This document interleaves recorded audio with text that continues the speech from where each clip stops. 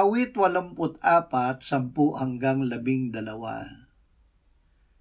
Ang isang araw sa iyong mga bulwagan ay mabuti kaysa 1,000 saan man.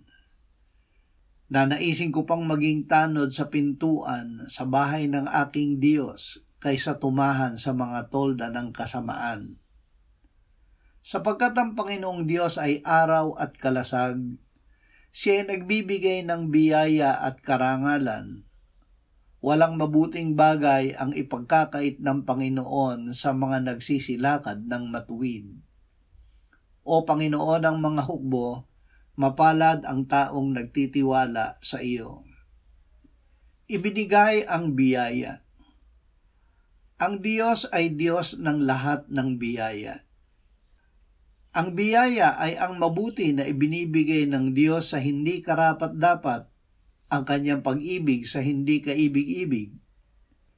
Ibinigay ng Diyos ang kautusan upang makita natin na tayo ay makasalanan.